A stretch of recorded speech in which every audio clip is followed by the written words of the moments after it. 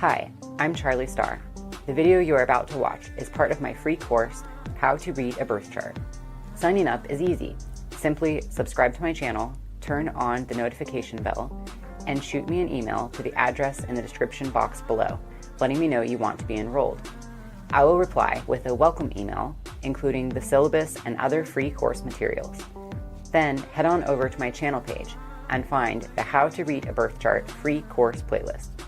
Hit play and follow the step-by-step instructions to become a true birth chart master. And now, back to this video. Hey guys, welcome back. Finally, we're doing Pluto, and Pluto is going to be the last planet that we're doing in this planetary series. And then we're going to be moving on to learning about the houses. So I'm so excited with you guys to be doing Pluto. Pluto is, has been declassified as a planet, but honorary planet and still a planet in astrology. And we definitely read Pluto in the birth chart. Pluto is considered a generational planet, but I'm getting ahead of myself. Let's back up. Let's first look at some of the mythology surrounding this planet. Then we're going to be taking a look at some of the astronomy. Then we'll be looking at what does Pluto mean in your own personal birth chart. And last but not least, what sign does Pluto rule? Stick with me. All right, you guys, Pluto. Pluto is, in mythology, the god of the underworld. Remember, in Greek mythology, we had the war against the Titans that Jupiter led after the Olympians won. Jupiter divided up the world and shared with his two siblings, Poseidon or Neptune, and also Pluto or Hades. Okay, so Neptune got the ocean, Jupiter got the sky, and Pluto got the underworld. So Pluto is the god of the underworld, and Pluto is the god of the dead. The underworld, it's not exactly the same place as hell, though we definitely, in like the Christian world, conflate the underworld with hell and also with evil, but that's not really the way that it works in Greek mythology. But this does have to do with the dead. A lot of it is yet to be understood. And this really starts to get into the astronomy of it and what we can learn from the astronomy, because the further out the planets get, the more shrouded in mystery they are. Well, we already just talked about Neptune and how mysterious Neptune is. And if Neptune represents the unconscious, what lies beyond the unconscious is Pluto. So how could I even talk to you about Pluto from a source of authority? I can't. I can only share with you basics of what I know. So let's get into the astronomy real quick, and then we'll dive into what I do know about Pluto, because we have only recently discovered Pluto as well. Pluto was discovered in 1930. So definitely the most recently discovered planet by far. And also then in 2006, Pluto was actually demoted from planetary status down to dwarf planet status. Lame. All the millennials were really pissed about this because reasons. We grew up learning about Pluto, and then Pluto just got kicked out. And as millennials, this was very upsetting to us, and astrologically I can tell you why it was upsetting to us. Why? Because we are the Pluto and Scorpio generation. So first of all, Pluto is the ruling planet of Scorpio. So we could feel very attached to the Plutonian energy and very wounded on Pluto's behalf. Some of the effects of Pluto has to do with it being a generational planet. All right, so that's when it was discovered, 1930, and then 2006, it got demoted. I feel like the entire story of Pluto being really discredited as a planet really represents our denial of death, because Pluto, this is the energy of death and destruction, okay? Pluto is the god of the underworld, and this is the realm of the dead. And we are afraid of death, and we are afraid of the dead.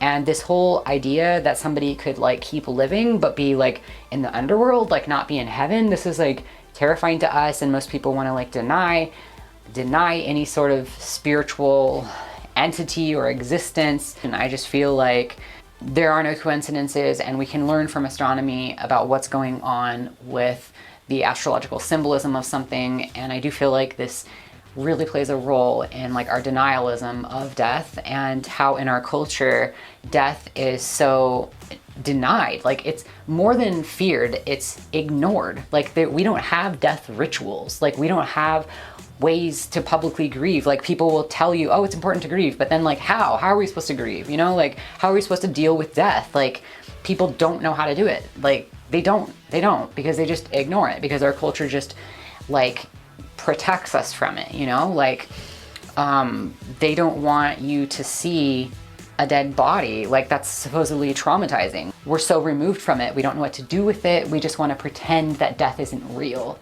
and that it's not there. And I feel like that has a lot to do with Pluto being denied planetary status. Anyway, so let's get into what does Pluto mean in the birth chart. All right, so Pluto is considered a generational planet. So what sign Pluto is in for you indicates what generation you're part of. The closeness of the age that we consider part of a generation to the dates that Pluto is in that sign are very, very close to where I feel like our understanding of the generations is actually coming from what sign Pluto was in. And I now, as an astrologer, I consider the generations by what your Pluto sign is, as opposed to saying like Gen X, Gen Y, Gen Z, Millennial, the silent generation, whatever those are. I think of it as like Pluto in Cancer, Pluto in Leo, Pluto in Virgo, Pluto, you know, like that. So I'm just gonna read you some of these date ranges. For millennials, the Pew Research Center defines millennials as people born from 1981 to 1996. And then Pluto in Scorpio was between 1983 and 1995, so really close. And then I did Pluto in Libra is 1971 to 1984, and Gen X is 1965 to 1980.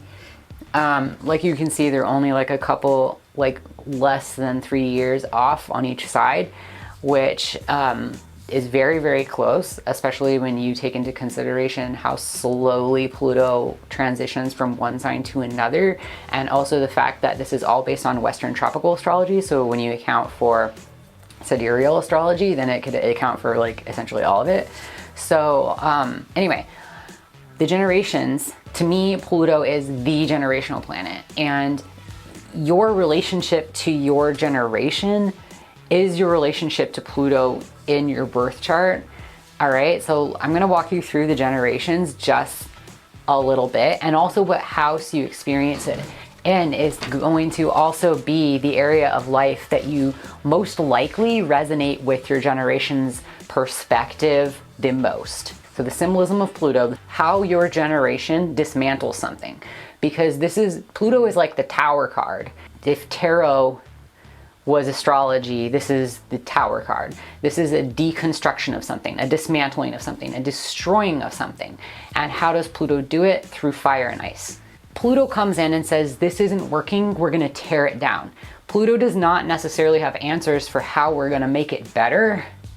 It's just saying there's a problem. This is whistleblowing. This is refusing to go forward with something. This is just burning it down because it's not working anymore. Okay, so that's what Pluto does.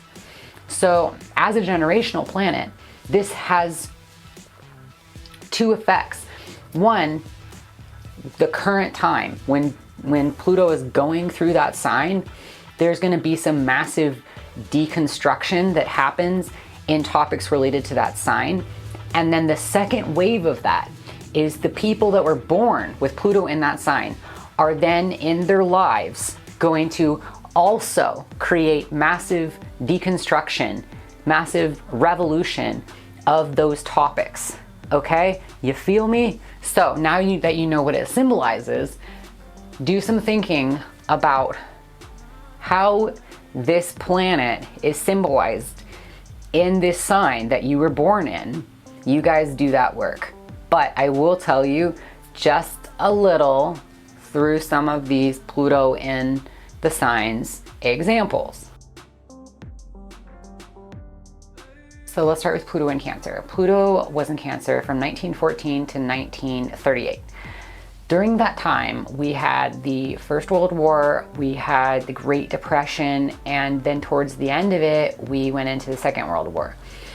This is rough, you guys. Like, Pluto is turning over our sense of security here. Like, Cancer has to do with our nourishment, our food, our homeland, our origin, right? And there is a need for security with the sign of Cancer. So Pluto going through this sign, I mean, these people, like, the stories that I hear from people who lived through this Pluto in Cancer time, it was like they were strapped for food. Like, my grandpa has told me stories about him hunting for squirrels with a BB gun. His dad, like, eating polenta because he had, like, every day eating polenta and like tapping the polenta on a fish that they would like hang from the ceiling, and then they would share that fish, and that was their food for the week. They had to grow their own garden because food was scarce. So there was a food insecurity, which this is a Cancer thing. And Pluto is here like dismantling all of this, right? So one thing that we see that comes out of the Great Depression, whether for better or worse, but we changed the way that our country did food, and we changed the way that we fed our nation. Agriculture, food security is much more stable than it was before this Pluto in Cancer time. Now, there's a lot of problems with the way that we're doing our food today, and it could use another revolution, right? But we are not facing the same like hunger that we were during the Pluto in Cancer time, okay? And we did a lot of changes because of it. And part of that was during the Pluto in Cancer time, but actually most of it was from the people that were born with Pluto in Cancer as they got older and advocated for some changes. All right, so then we have Pluto in Leo. What are some of the things that happened while Pluto was in Leo? The rise and the popularization of psychology, understanding the individual. This is a very Leo topic. Leo talks about the ego, the psyche, the individual, how the individual works. This is all Leo topic. So this was a period where psychology was undergoing rapid transformation. Major psychology was becoming like a established field, and we were learning more and more about different mental illnesses and ways in which the individual psyche works. And all this was being done while Pluto was in Leo. Now we can talk about the people that were born with Pluto in Leo. Carl Jung was publishing during Pluto in Leo, but Carl Jung was actually born with Pluto in Taurus. What about the people that were born with Pluto in Leo? This is the second wave of Pluto in Leo influence, right? So Pluto in Leo people, they call them the me first generation, right? Leo is very self-focused, and it's all about the individual versus like the group. So people with Pluto in Leo, they very much value having the freedom and the liberty to rise to the top, to be that individual. Many of the people born with Pluto in Leo are libertarian or Republican because they don't want the government to control them. They want to protect their own personal freedoms, okay? So they may be pro-capitalism, they may be pro-guns, and things of that nature, because for them, the most amount of freedom comes with the least amount of rules on society, and that means that they are able to be their own king, and they're able to do whatever it is that they want to do in order to have the most success, right? They want to be leaders. They see leadership, a lot of the time Pluto and Leo people see leadership as a sign of success. Leo does have to do with leadership. It's a fire sign. It's the sign of royalty. And a lot of people born with Pluto and Leo, they see being in a position of authority and being in a position of royalty and being in a position of like wealth and rulership as being sort of like a success point. Like this is the standard of how you're successful.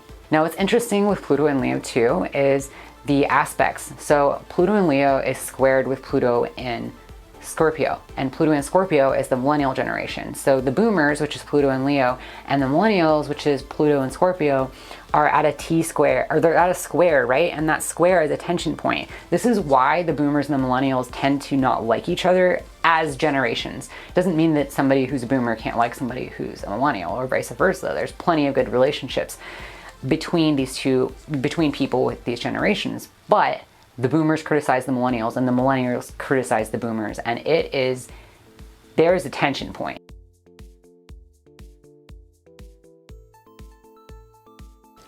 Okay, Pluto in Libra.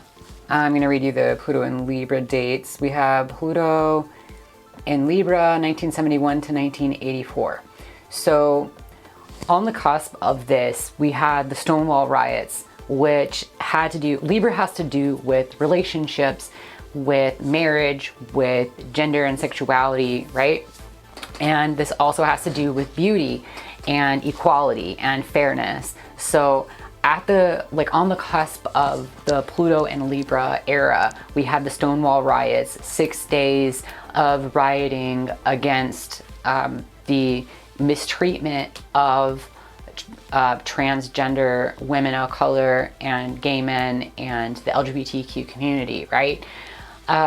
We have, through the right smack dab going all through the Pluto and Libra time, we had the AIDS epidemic. This epidemic that majorly affected the LGBT community, which was like completely ignored by the government. It was completely unfair. It was unethical. And it had to do with discrimination against people based on their relationship patterns, their relationship preferences, their sexual orientation, their gender identity, all these Libra things, okay?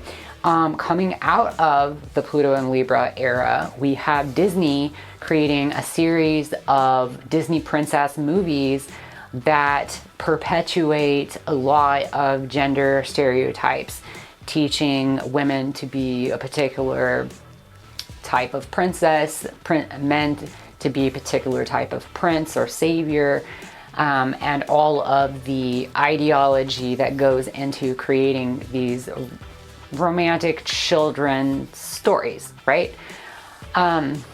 We have the Pluto and Libra generation legalizing gay marriage in 2015. Also, we see that a lot of this generation, their parents were the first to get divorced. Before that, we see a lot of changes happening where women are gaining equal rights. They're able to, with women being able to vote and women being able to own property and hold their own bank accounts. A lot of the Pluto and Libra generation had, like, they grew up kind of like a little bit on their own, because a lot of people were getting divorced, but there wasn't a lot of like systems in place to support divorced families. So this definitely had a big impact on the Pluto and Libra generation. And what I do see is there's this book that I don't know if I necessarily recommend it, but I did read this book about Pluto, talking about Pluto as kind of like a karmic planet. I think Saturn is much more of a karmic planet, but I do see one thing that the generation of Pluto and Libra has, which is their relationship to marriage undergoing a sort of evolutionary change throughout their life, okay?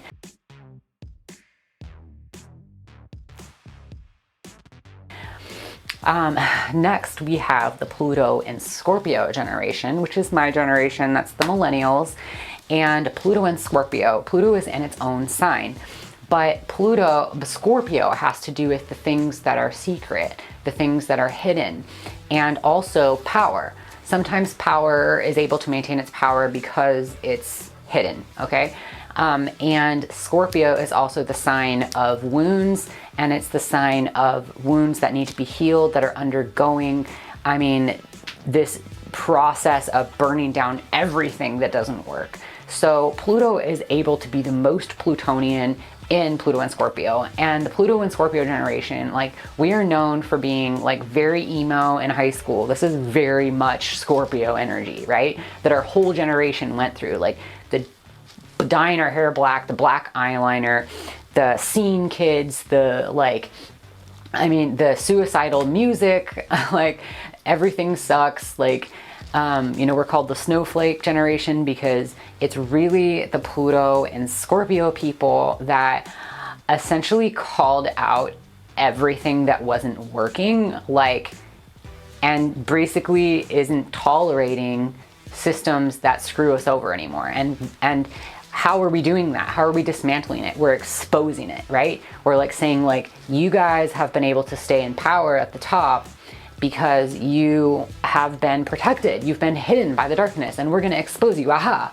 Look at all this dirty stuff that you politicians have done. Look at all this dirty stuff that you business owners, that you corporations have done.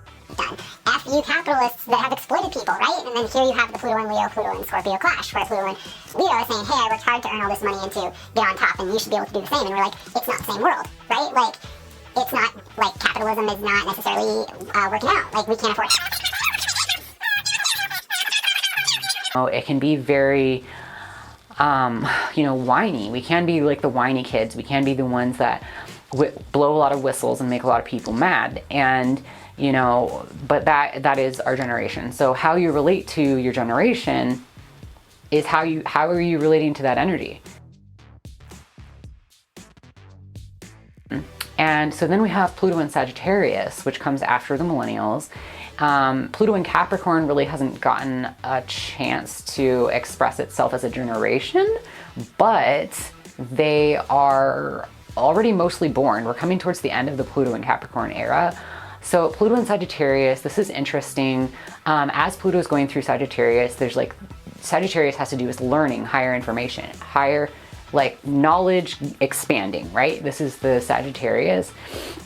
And what we see is a lot of people during the Pluto and Sagittarius transit, a lot of people were leaving religion. Sagittarius is definitely like a sign that has to do with religion. And what we see is that a lot of the Pluto and Scorpio people are saying no to the current religion. And so there's like, America is becoming less Christian, has become less Christian as the Pluto and Sagittarius era went by. So that's one thing that's changed a lot. Is America kind of starting to say like no to the religions that have been in place and been in power.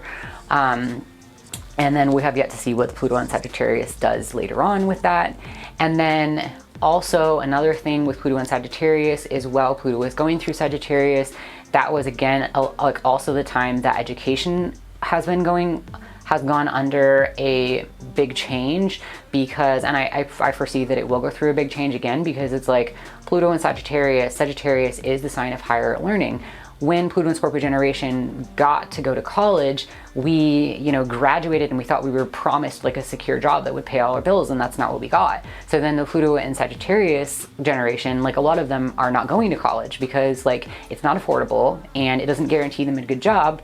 So the higher education institutions, which is symbolized by Sagittarius, is necessarily having to undergo some changes, otherwise it's going to go away. The other thing about that, the expansion of information, the expansion of knowledge, is the internet, right? So we've had this explosion of technology where like the Pluto and Sagittarius generation was born with like the iPhone in their hand, whereas like Pluto and Scorpio was not, right? So Pluto and Sagittarius, they have an overwhelming amount of information at their fingertips, like from day one. And like to see how they struggle, like we've seen Pluto and Sagittarius like have really contributed to this whole question of like believing what's true online, and all of us have gone through this. Is like, if you go online and you like Google something, like how do you know whether that is true or not? Like learning to check your resources. Sagittarius asks the question, what is true? And this is a question that Sagittarius, I've noticed that kids born with Pluto and Sagittarius are really asking this question of what is true, and they don't believe what they see straight up the bat. Why? They grew up with the internet, right? Like Pluto and Leo did not. So they're more likely to believe whatever information is put in front of them, like it's a fixed sign. It's more stable in what they know, but they have a harder time. It's not as savvy as like Pluto and Sagittarius, which is a mutable sign when it comes to information. So there's a lot of information coming in, but is it true? Can we trust it? Right? So anyway, I see that a lot with Pluto and Sagittarius.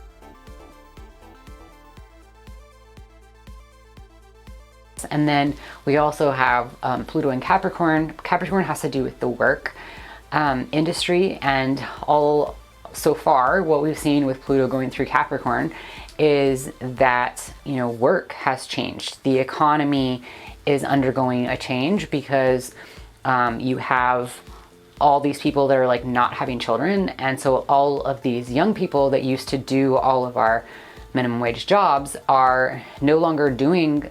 We now have more jobs than we have people, and the people that do want to work are demanding a living wage, and so something has to give. Do you see that? Like something has to change in the economy and the workforce, and a lot is changing and is undergoing, but we have to break down the workforce, which is the Capricorn. We have to break down the system that's in place. Capricorn also does talk about following a system to get to the top. So whatever system is in place right now, which is we have capitalism mainly for the corporations, and then we have a clusterfuck when it comes to healthcare, right? So all of these things, they really need, they're under pressure, and our economy is under pressure because of it. We've seen housing prices, go up. They're predicting a recession next year, which Pluto is still in Capricorn.